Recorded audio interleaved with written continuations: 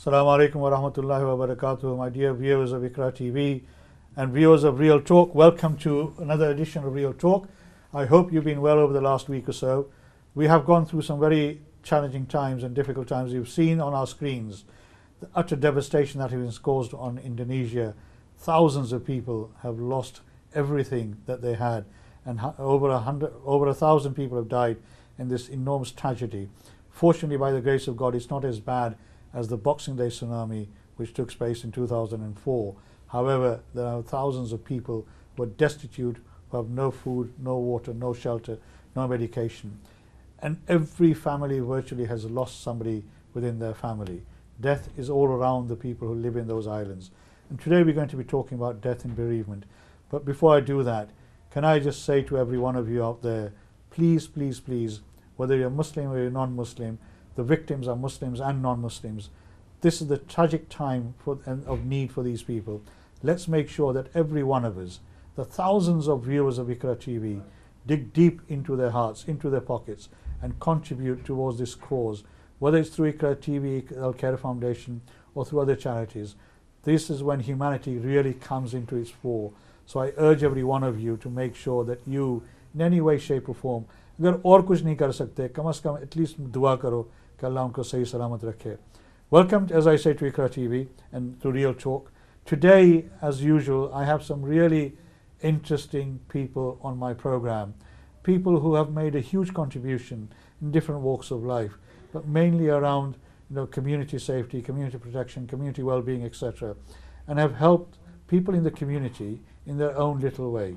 I mean, one of them you probably know, many of you will come across, is Zulfi Hussain, MBE, a man who worked for many, many years, been told 29 years for BT as an executive member of the team, who has in the past, as many people in this part of the world will know, and internationally, has done a lot of work in raising funds for many different good causes over the last 15, 20 years in particular.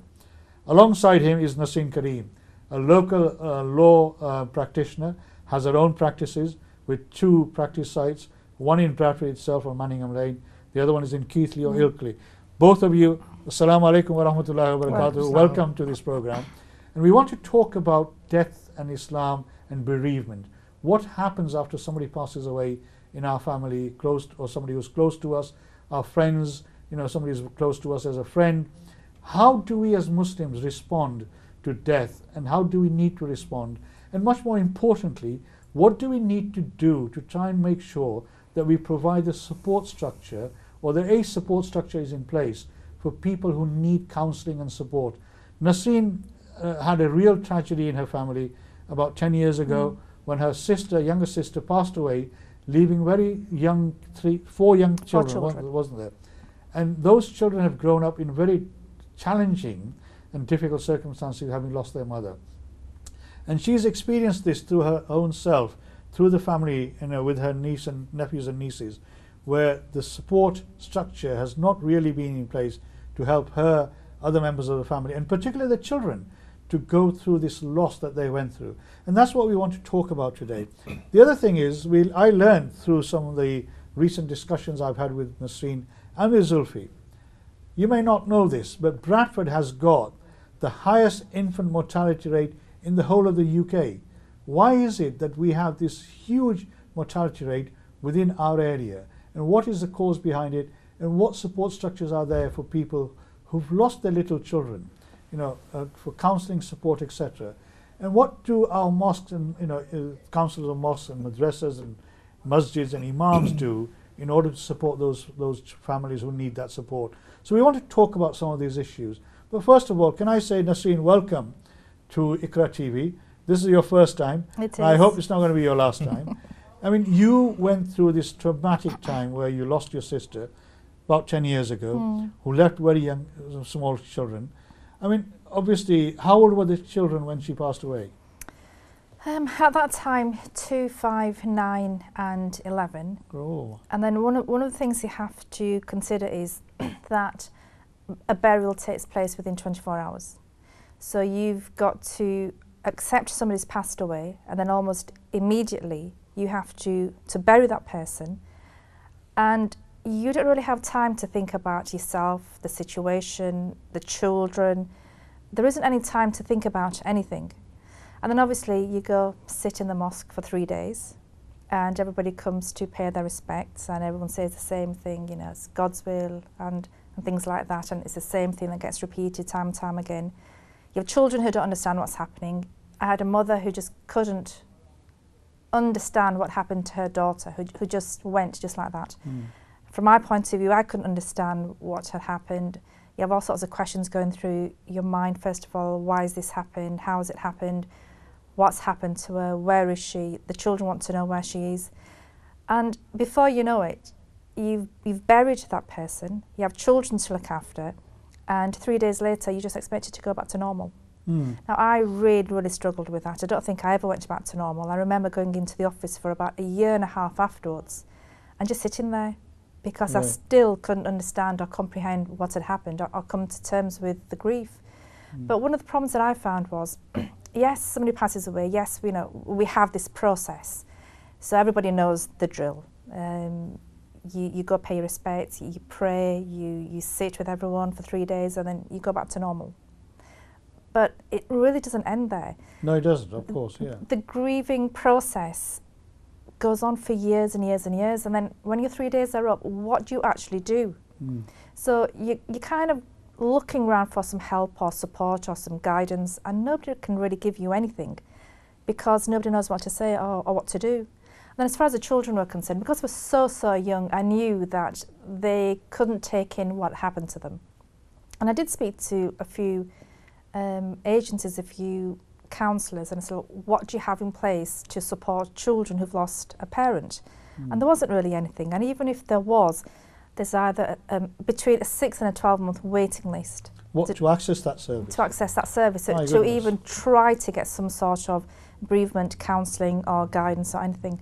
And 10 years down the line, we're now looking into, okay, well, we need some support, we need some guidance. Yes, 10 years have passed, but actually, have the children gone through a grieving process? Have they actually come to terms with what's happened?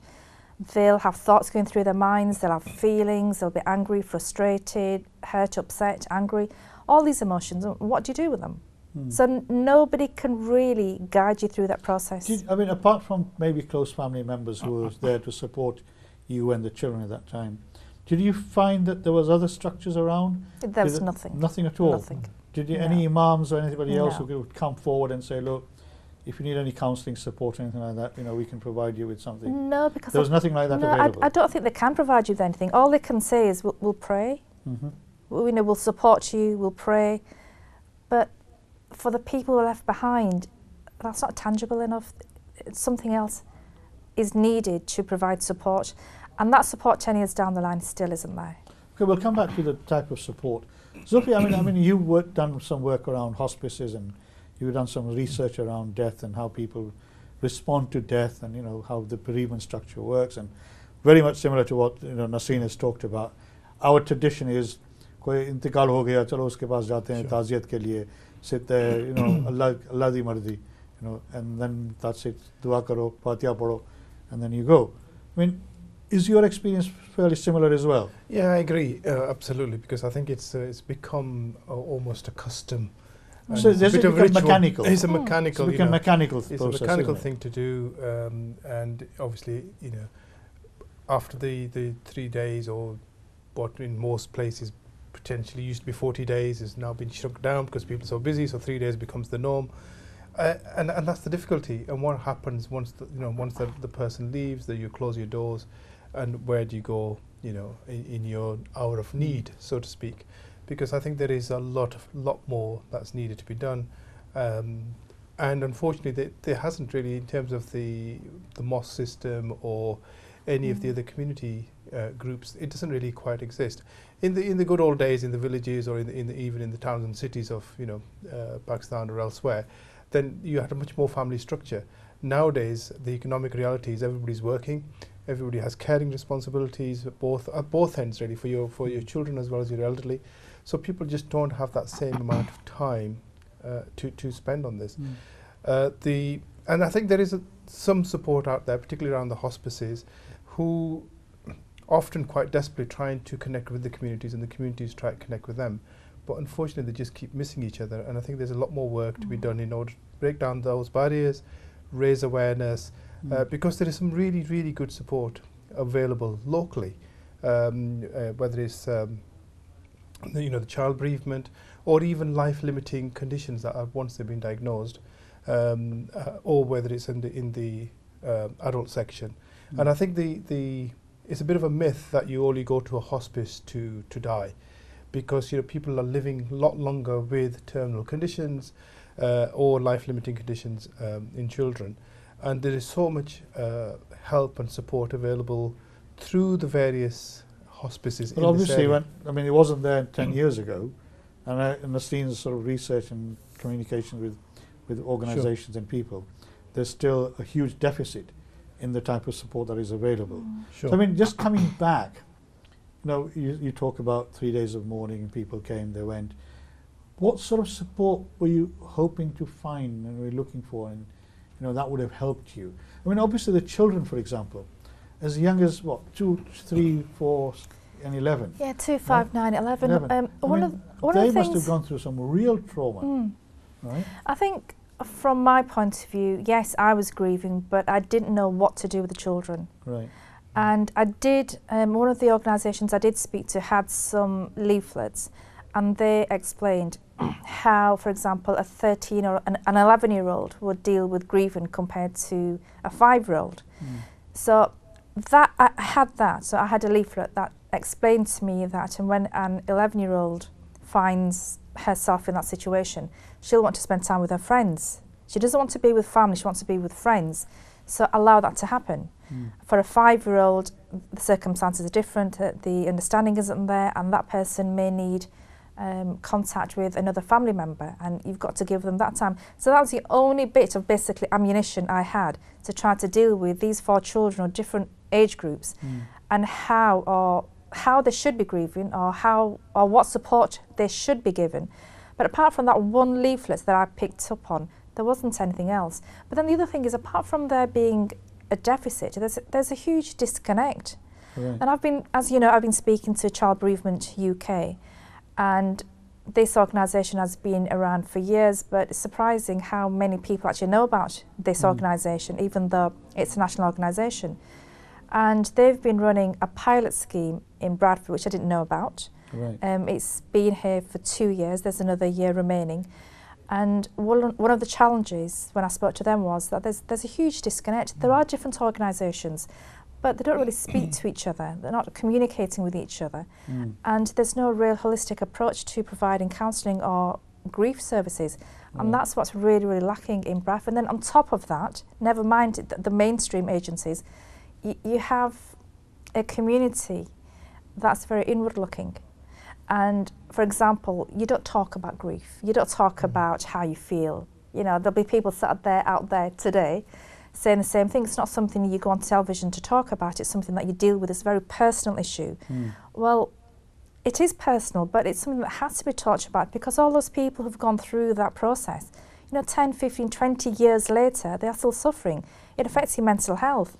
And people can't identify that. Do you feel that partly maybe Islam or partly culture expects somebody who's lost some loved one to be stoic, after 3 days, buckle up, stand up, Yes. put your shoulders straight, and get back to normality? And the emotional impact of that should be forgotten. And is that something that is cultural in a way, or is that part of the religious aspect of it? Zulfi, what are your views on that? Well, I think it's probably a bit of both, to be honest. I think grief is very personal, as Nasteem said. It is very much, each person will deal with grief in a different way, in their own circumstances. But they do need that support. But culturally and from a religious point of view, there are certain norms and certain things that almost, probably not in reality, should be the norms, but have become the norms through custom or through tradition. And I think that doesn't really help matters as well. So I think there has to be a lot better way of supporting people who need that support. Although there's a lot of services out there, but there is a disconnect, and I think there needs to be a lot more awareness raising in terms of how to to deal with things, how and who to approach. Because until I started really looking in the last few weeks, particularly at the hospice sector, I hadn't really fully appreciated myself, although, you know, I've known a lot of different organisations, worked with many organisations. So on our doorsteps in Huddersfield, we got the Forget Me Not Hospice, who do an amazing amount of work. I mean, every one of us will have suffered either our own parents or, you know, loved ones, very close, who we've lost them in the past. And how we, as you say, every one of us, you know, sort of deals with it in different ways. But there are some societal norms. We're going to be going to, I mean, we're getting to the real interesting bits now. We're going to go for a break. Inshallah, we'll be back soon. Don't go away. This is a really interesting debate. It's something, as Nasseen says, we don't talk about. We do need to start talking about it much more openly, much more honestly. Inshallah, we'll come back. Assalamu alaikum wa rahmatullahi wa barakatuh.